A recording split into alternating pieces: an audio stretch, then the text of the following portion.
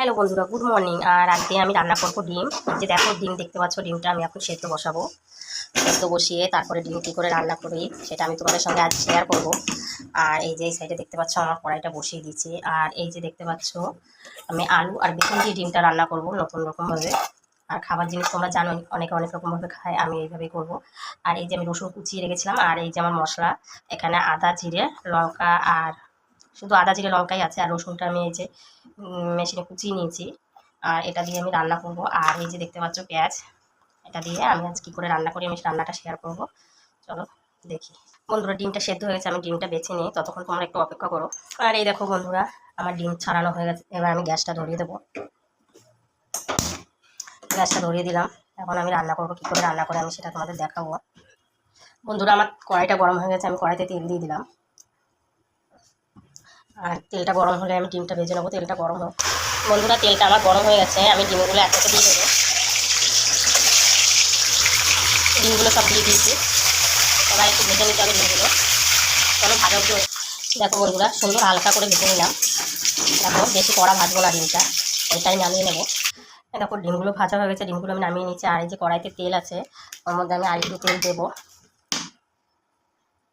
তেল আরেকটু দিয়ে দিলাম, আর দেবো না, আমার এটাই রান্না হয়ে যাবে। আর তেলটা দেখতে পাচ্ছ ধোয়া উঠছে। আমি তেলের মধ্যে জিরে, শুকনো লঙ্কা, তেজপাতা দিয়ে দিলাম একসঙ্গে।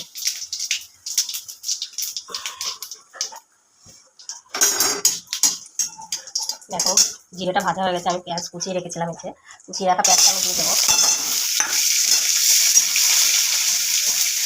চলো পেঁয়াজটা একটু ভাজা হোক, ততক্ষণ অপেক্ষা করি। আর এই যে আলু আর বেগুন, এই আলু বেগুনটার সঙ্গে আমি ভাজা করে নেবো। যেহেতু পেঁয়াজটা হালকা ভাজা হতে হতে আমি এই আলুগুলোর সঙ্গে দিয়ে দিলাম। আর একসঙ্গে ভাজাটা হয়ে যাবে, নাহলে পেঁয়াজটা বেশি ভাজা হয়ে গেলে আলুটা আর ভাজা হবে না। ওর জন্য আলুটা বেগুনটা সব একসাথেই আমি দিয়ে দিলাম। তোমরা চাইলে আলু বেগুনটা আলাদা ভেজেও নিতে পারো, তাহলে আরও ভালো হয়। এই যে আমি আলুটা বেগুনটা ভেজে নিচ্ছি। এবার একটু নুন দেবো, যাতে নুনটা ঢোকে ওর মধ্যে তরকারিটা। এই যাতে স্বাদ মতো আমি নুনটা দিয়ে দিয়েছি। যে যেরকম নুন খাও সেরকম দেবে। এটা ভালো করে কষিয়ে নিতে হবে, ততক্ষণ ওয়েট করি। এবার একটু হলুদ দিয়ে দেবো, যতটুকু হলুদ লাগে ততটুকু পরিমাণ মতো হলুদ। এবার একটু নেড়ে করে ভেজে নেবো।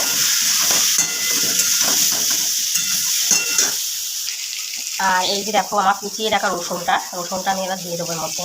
কারণ রসুনটা একটু ভাজা হতে টাইম লাগে, যেহেতু কুচানো রসুন, তার জন্য রসুনটা একটু ভাজা করে নিই। এবার রসুনটা ভাজা উঠিয়ে ওয়েট করতে হবে, তার সঙ্গে আলুটা আরেকটু সুন্দর করে ভাজাও হয়ে যাবে। তার জন্য আমাদের একটু অপেক্ষা করতে হবে। চলো একটু অপেক্ষা করি। হ্যাঁ বন্ধুরা, রসুনটা দেওয়া হয়ে গেছে, রসুনটা ভাজাও হয়ে গেছে। আমি এবার মশলাটা দিয়ে দেবো।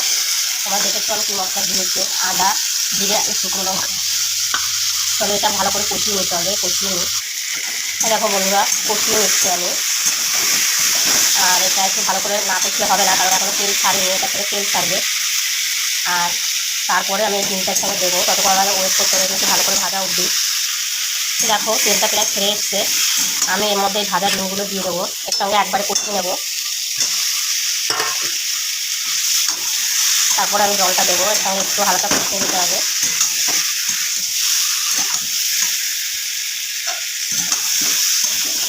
চলো বেশিক্ষণ কষাবো না, হয়ে গেছে। এই যে এবার আমি এর মধ্যে তরকারিটায় জল দিয়ে দিলাম। আর আমার একটু তরকারিতে জলটা বেশি দেওয়া লাগবে, কারণ আমার যেহেতু আলুটা সেদ্ধ করা ছিল না, তাই আলুটা সেদ্ধ করার জন্য আমার একটু জল পরিমাণে বেশি দিতে হবে। এই যে জল দিয়ে দিলাম। চলো এবার ঢাকনা দিয়ে ঢাকা দিয়ে দিলাম। চলো এবার ফুটুক, তারপরে দেখা হবে আবার। চলো বন্ধুরা, দেখি কতদূর হলো রান্নাটা, কীরকম হলো। এই যে দেখতে পাচ্ছ বেগুনটা তো পুরো ঘেটে গেছে। আর আলুটা দেখি কেমন সেদ্ধ হয়েছে কিনা। আলুটাও সেদ্ধ হয়ে গেছে, দেখো আলুটা কেটে যাচ্ছে, আলুটাও সেদ্ধ হয়ে গেছে। আর এখন আমি এর মধ্যে দিয়ে দেবো একটু গরম মশলা। আর এই যে দেখতে পাচ্ছ গরম মশলা, এটা আমি ঘরে গুঁড়ো করে রাখি। এই আমি গরম মশলাটা দিয়ে দিলাম। গরম মশলা দিয়ে একটু নেড়ে চেড়ে আবার একটু দমে রাখবো, তাহলে আমার রান্না কমপ্লিট। ঠিক আছে, আমি গ্যাসটা বন্ধ করে দিলাম, এবার তোমাদের দেখাবো। এই দেখো বন্ধুরা, আমার রান্না কমপ্লিট। আর তরকারিটা একটু ঠান্ডা হলে ঝোলটা আলুতে টেনে নেবে, ওর জন্য আমি একটু ঝোলও রেখেছি।